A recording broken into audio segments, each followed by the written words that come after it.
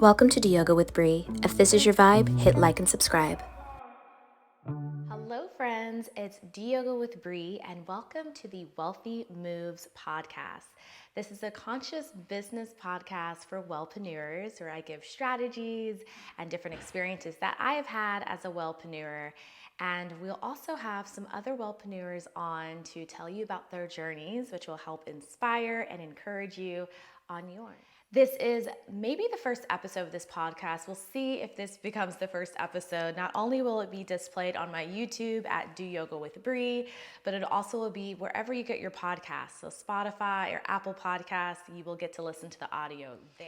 This is something that I have been feeling like I've wanted to do for a while. I got the opportunity to lead a podcast maybe about a year ago, and I turned it down because I was really focused on creating my digital course. And now that is running on its own and you can buy it individually and he doesn't need me to guide it all the way through, I am now moving into the podcast realm and we'll see how this goes. I might start off with just a couple episodes. Maybe I'll do it for like a 12-month period and then just assess. That's what you do in business. You try it out and then you pivot if you need to. So depending on if this is beneficial to others as well as myself, then I'll know to continue this podcast. For now, I am aiming to put out something once a week, which of course will be displayed here on my YouTube. And then YouTube friends, I will still have some content that's just exclusive to YouTube. Instagram friends, of course, you guys get all the best stuff. So you'll get clips from the podcast as well as you will get my Instagram content, which is a day-to-day kind reminder of why you're on this journey and how to keep on going. So if you know me, I like to hop into things. I like to do things short, sweet, and to the point. Episodes are probably not going to be longer than like 20 minutes because people have things to do. Be honoring your time as you are building your business. Like you don't have time to always sit down and listen to a podcast. So hopefully you'll get to listen to this as you are running errands in your car, or you're watching this when you have a quick minute away from the family or just a moment to invest in yourself. And I hope this is beneficial to you. Make sure to drop down in the comments any questions that you have, any ideas that you want for the podcast, as I am open to everything. So you know how I like to do things, short, sweet, and to the point. So let's hop right in. So today we are talking about why it's important to have different incomes of revenue when you are a wellness professional. The pandemic is a great example of why you should have different incomes of revenue. For many people, especially yoga teachers and meditation teachers and mindfulness teachers, your studios, your centers, your gyms were closed down. And if you didn't have another income of revenue, you probably struggled deeply during the pandemic, and you might be still struggling now, just now getting back on top as we hit a recession. So it's very important to find different ways for you to bring in your income. And one of the most apparent ways is, of course, your studio classes. So teaching at a local gym, studio, meditation center, wherever it may be, whatever your genre of wellness is, teaching a public class in your area. Now, you don't want to put all your eggs in a basket. This is why this is number 1 out of 3 ideas that I have for you. But teaching in a public setting is going to allow you to give back to your community, number 1.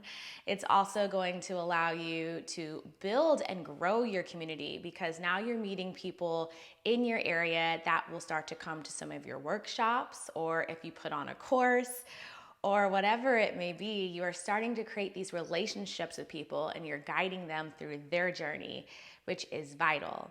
Now, I highly recommend whenever you are teaching public classes, don't just teach at one location. I recommend teaching at least 2 locations because think about it. If you were in the pandemic, and I'm giving myself as an example, when I was in the pandemic, 2 of the studios that I taught at ended up closing down during the pandemic. And 2 of them continued to thrive. Studio classes that ended up not coming back because of the pandemic. And then I had another location that was still thriving at that time that allowed me to continue to teach. So I had an income of revenue coming in even when this one was closed down. So it's vital for you to have at least 2 locations that you teach at. And depending on how far you are in your business, you might be teaching to make complete ends meet. So you might have to teach several classes to make your ends meet. Now, I highly recommend starting to diversify your portfolio in the wellness world by not just putting all of your focus into teaching classes, but as you'll see, I'll give you a couple different examples of other ways that you can bring in revenue for yourself, which keeps you from having to be in the car for long periods of time, traveling to all of these places. And if you're a yoga teacher or a fitness professional, then you know it takes a toll on your body to be repeating that same sequence class after class after class. Like, I specifically do not teach more than 2 classes within a day. If there is 3 classes, it better be like really important for me to do so, because you have one body, and this is the way that you are creating your business, is through your body for many of us. And you want to take care of your body just like you would your students. You're not going to tell them to practice when they're injured and things like that. You want to do the same thing for yourself. So you have to take that into mind when you have your public classes. Let's hop into number 2. So number 2 is to create an online space. This is something that we talk about in my course, Digitalize Your Dharma. In fact, you can buy now just the creating your own online space, your membership area. You can buy that as like its own little course without doing the whole course now, because that is something that people have been continuously asking me for. So I modularized my course so that people could pick and choose what they need. So if you're interested in creating a membership area, I got you. I teach you how to do it on your own. I go into Patreon. I talk about all the different other businesses that have popped up. Vimeo now has where you can host your videos online. There's Arquetta, there's Offering Tree. There's so many different places that will allow you to do video hosting and charge a subscription price. And I highly recommend, I don't know how many times I've said highly recommend in this video / podcast. So sorry if I'm being a little repetitive, but I do recommend that you consider creating a virtual space. Creating a virtual space allows people to connect with you in a different way.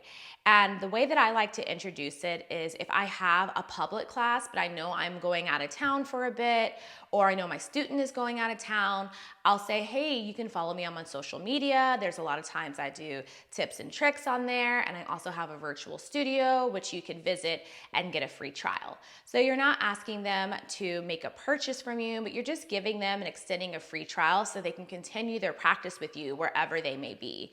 And all of my students that are subscribers to my virtual studio were my students in real life. When studios closed down or things transitioned and people moved, they decided to subscribe to my virtual studio, and I have 100% retention on my virtual studio. I've had my studio for 2 years now, and 100% of the people who started with me have continued on for the last 2 years, as well as the new people that have hopped in between.